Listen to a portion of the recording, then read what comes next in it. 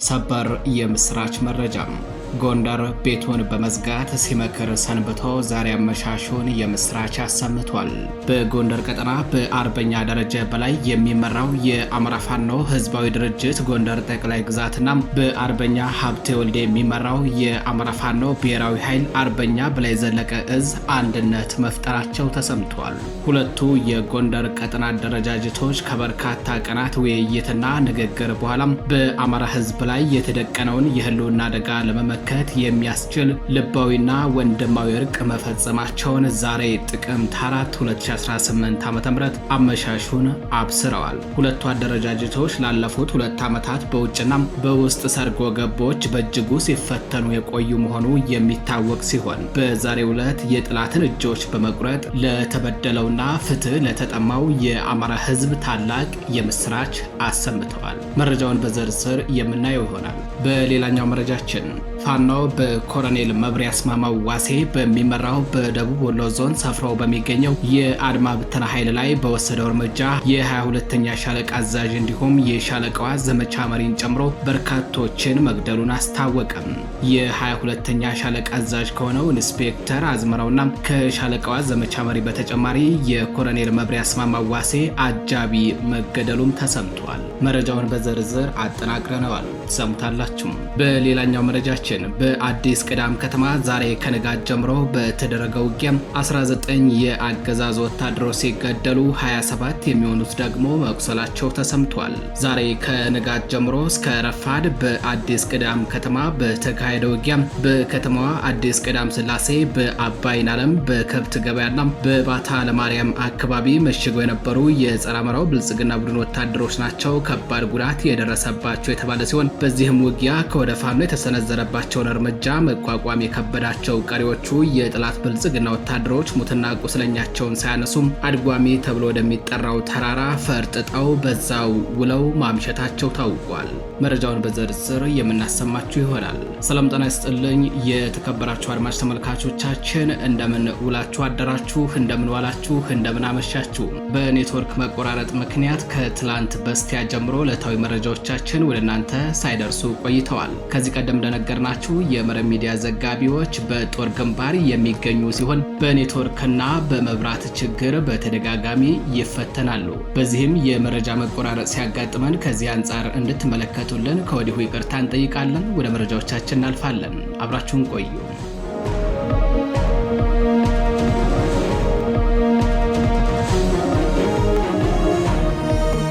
በቅድሚያም ጎንደሬዎቹ ቤታቸውን ክርችም ጥርቅም አድርገው ዘግተው የጥላትን የሴራ እጆች ቁርጥርጥ አድርገዋቸው አምሽተዋል። ጎንደር ቤቱን በመዝጋት ሲመክር ሰንብቶ ዛሬ አመሻሹን የምስራች አሰምቷል። በጎንደር ቀጠና በአርበኛ ደረጀ በላይ የሚመራው በአማራ ፋኖ ህዝባዊ ድርጅት ጎንደር ጠቅላይ ግዛትና በአርበኛ ሀብቴ ወልዴ የሚመራው በአማራ ፋኖ ብሔራዊ ኃይል አርበኛ በላይ ዘለቀ እዝ አንድነት መፍጠራቸው ተሰምቷል። ሁለቱ የጎንደር ቀጠና አደረጃጀቶች ከበርካታ ቀናት ውይይትና ንግግር በኋላም በአማራ ህዝብ ላይ የተደቀነውን የህልውና አደጋ ለመመከት የሚያስችል ልባዊና ወንድማዊ እርቅ መፈጸማቸውን ዛሬ አመሻሹን አብስረዋል። ዛሬ ጥቅምት 4 2018 ዓ.ም አመሻሹን እርቅ ከፈጸሙ በኋላ በጋራ ተሰባስበው የተነሷቸውን ምስሎችንም በሚዲያም አሰራጭተዋል። ሁለቱ አደረጃጀቶች ውይይታቸውንና ንግግራቸውን ሲያደርጉ የሰነበቱት ከሚዲያ በተደበቀ መልኩ ነው። ከዚህ ቀደም ጎንደርን ጨምሮ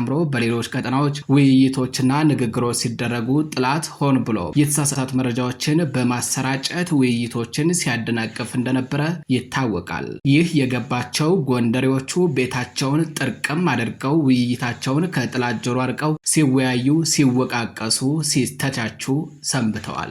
ችግራቸውን በራሳቸው በራቸውን ጥርቅም አድርገው ዘግተው ሲመክሩ የሰነበቱት ጎንደሬዎቹ ዛሬ ጥቅምት 4 2018 ዓ.ም አመሻሹን የምስራች ዜናውን ፍትህ ለተጠማው የነሱን አንድነት በጉጉት እየጠበቀ ለሚገኘው የአማራ ህዝብ አብስረዋል። ሁለቱ አደረጃጀቶች ላለፉት 2 ዓመታት በውጭና በውስጥ ሰርጎ ገቦች በእጅጉ ሲፈተኑ ቆይተዋል። በጎንደር የሚገኙት ሁለቱ አደረጃጀቶች ብቻ ሳይሆኑ በሸዋና በወሎ በተመሳሳይ አደረጃጀት እዝና ሰንሰለት ውስጥ የሚገኙት የፋኖ አደረጃጀቶችም በውጭና በውስጥ ሰርጎ ገቦች በእጅጉ እየተፈተኑ ይገኛሉ። ከነዚህ መካከል ጎንደሬዎቹ ቤታቸውን ጥርቅም አድርገው ዘግተው ከመከሩ በኋላ ዛሬ አመሻሹን የምስራች እነሆ ብለዋል። ይህንን የምስራች በሸዋም በወሎም እንደሚደገም እሙን ነው ብለዋል። በርካቶችም በማህበራዊ ትስስር ገጻቸው።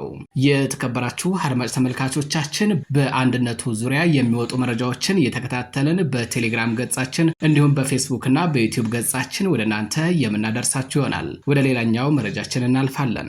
ፋኖ በኮሎኔል መብሪያ አስማማ ዋሴ በሚመራው ደቡብ ወሎ ዞን ሰፍሮ በሚገኘው የአድማ ብተና ኃይል ላይ በወሰደው እርምጃ የ22ኛ ሻለቃ አዛዥ እንዲሁም የሻለቃ ዘመቻ መሪን ጨምሮ በርካቶችን መግደሉን አስታወቀም።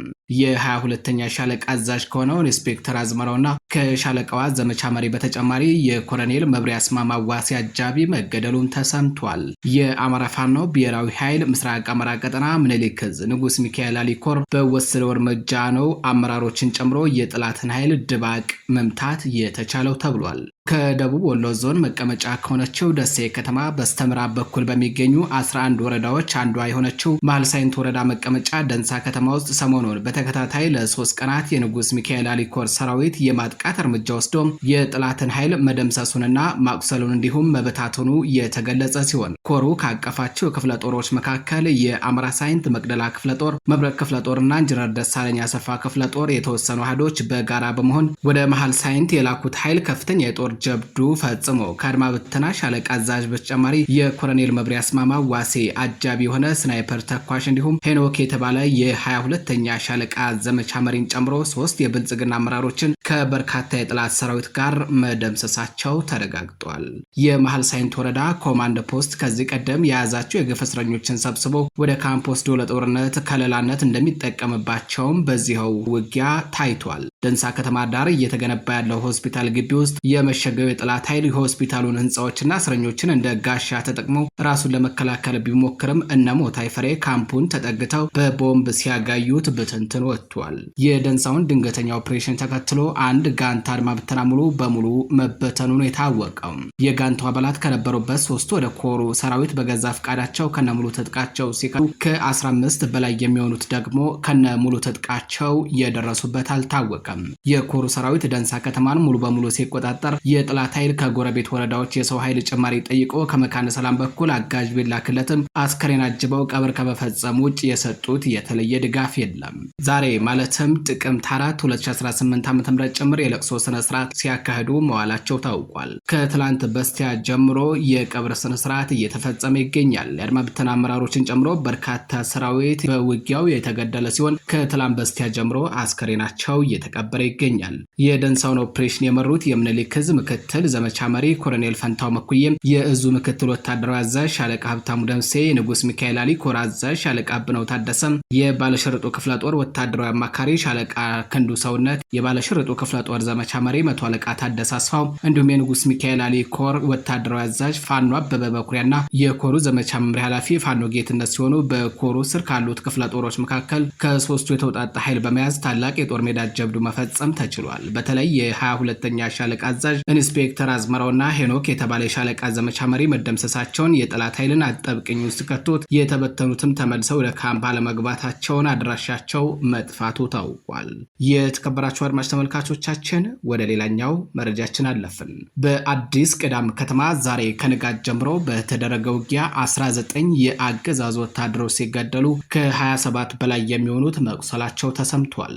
የአማራ ፋኖ ብሔራዊ ኃይል ምዕራብ አማራ ቀጠና አጼ ቴዎድሮስ ዕዝ ጎጃም አገው ምድር ክፍለ ጦር ስር የሚገኙት 10 አለቃ ኤፍሬም አጥናፉ ብርጌድ አባላት ዛሬ ጥቅምት 4 2018 ዓ.ም ከንጋት ጀምሮ አዲስ ቅዳም ከተማ ውስጥ በመግባት ባደረጉት የጨበጣ ውጊያ በጠላት ላይ ከፍተኛ የሰብአዊና ቁሳዊ ኪሳራ ማድረስ መቻላቸውን መረብ ሚዲያ ከዕዙ ህዝብ ግንኙነት መምሪያ ያገኘው መረጃ ያመላክታል። ከንጋት ጀምሮ እስከ ረፋድ ዘልቋል በተባለው በዚህ ውጊያ በቁጥር 19 አገዛዝ ወታደሮች ሲገደሉ ከ27 ከ17 በላይ የሚሆኑት ደግሞ ቆስለዋል ያለው እዙ በተጨማሪም 16 የነፍስ ወከፍ ክላሽንኮቭ መሳሪያ በፋኖ እጅ መማረኩን ገልጿል። ማርፈጃውን በተካሄደ ውጊያ በአዲስ ቅዳም ከተማ ውስጥ በሚገኙ በአዲስ ቅዳም ስላሴ፣ በአባይን ዓለም፣ በከብት ገበያና በባዕት አለማርያም ቤተክርስቲያን አካባቢ መሽገው የነበሩ የጸረ አማራው ብልጽግና ቡድን ወታደሮች ናቸው እርምጃ የተወሰደባቸው የተባለ ሲሆን በዚህ ውጊያ ከወደ ፋኖ የተሰነዘረባቸውን እርምጃ መቋቋም የከበዳቸው ቀሪዎቹ የጥላት ብልጽግና ቡድን ወታደሮች ሙትና ቁስለኛቸውን ሳያነሱ አድጓሚ ተብሎ ወደሚጠራው ተራራ መፈርጠጣቸውን መረብ ሚዲያ ከእዙ ህዝብ ግንኙነት መምሪያ ለማረጋገጥ ችሏል። የተከበራችሁ አድማጭ ተመልካቾቻችን መረጃዎቻችን እንደቀጠሉ ናቸው። ወደ ሌላኛው መረጃችን አለፍን። በርካታ የብልጽግናው ቡድን ሚኒሻ አባላት ፋኖን መቀላቀላቸው ተሰምቷል። በሸዋ መርሐቤቴ አውራጃ በሚዳና ሬማ ከተማ ዙሪያ በብልጽግና ፕሮፓጋንዳ ተታለው ከፋሽስቱ አገዛዝ ጋር ተሰልፈው በማወቅም ይሁን ባለማወቅ ህዝባቸውን ሲበድሉ ቢቆዩም በቀጠናው ከተሰማራው የአማራ ፋኖ ሸዋ ጠቅላይ ግዛት እዝ አፄ አምደ ጽዮን ኮር አፄ ዳዊት ክፍለ ጦር ያቀረበላቸውን ጥሪ ተቀብለው ፋኖን ተቀላቅለዋል። 2 ሳምንቱን ባስቆጠረው በቀጠናው እየተካሄደ ባለው ተከታታይ አውደ ውጊያ የብልጽግናው ዙፋን አስጠባቂ ከመቼውም ጊዜ በላይ ያለ የሌለ ኃይሉን በሬማ ቀጠና ዙሪያ እያሰለፈ ይገኛል። ከለሚ ከመርሐቤቴ ዓለም ከተማ ከመንዝ ግሽራቤና ከሚዳ መራኛ ከተማ በርካታ ሜካናይዝድ ኃይሉን ወደ ሬማ ከተማ በማንቀሳቀስ ሙሉ አቅሙን የተጠቀመ ሲሆን ጀግናው አፄ ዳዊት ክፍለ ጦር እልህ አስጨራሽ ተጋድሎ እያደረገ መሆኑን ክፍለ ጦሩ አሳውቋል። ይህ በእንዲህ እንዳለ ሰራዊቱ በገፍ እየፈረሰበትና ባይበገሬው የፋኖ ሰራዊት ጠንካራ ክንድ ረፍት ያጠው አማራ ጠሉ የብልጽግና ወራሪ ሰራዊት በዚህ ሰዓት በሬማ አጎራባች ወረዳ በሆነችው በደራ አማራዎች ላይ ከሚዳና ደራ ከሁለት አቅጣጫ ከባድ መሳሪያ እየተኮሰም የደረሰውን የገበሬዎችን አዝመራና የቤት እንስሳቶችን ጨምሮ መኖሪያ ቤቶችን እያወደመ መሆኑ ተነግሯል። የተከበራችሁ አድማጭ ተመልካቾቻችን ለዛሬ ጥቅምት 4 2018 ዓ.ም ይዘናቸው የነበሩ የምሽት መረጃዎቻችን እነዚህን ይመስሉ ነበረ። ከቀሪ የጣቢያችን ዝግጅቶች ጋር ቸር ቆዩ እያልን መረጃዎቻችን ለብዙዎች ተደራሽ እንዲሆኑ ቻናሉን ላይክ፣ ሰብስክራይብ እንዲሁም ሼር ማድረጋችሁን እንዳዘነጉም ቸር ቆዩ።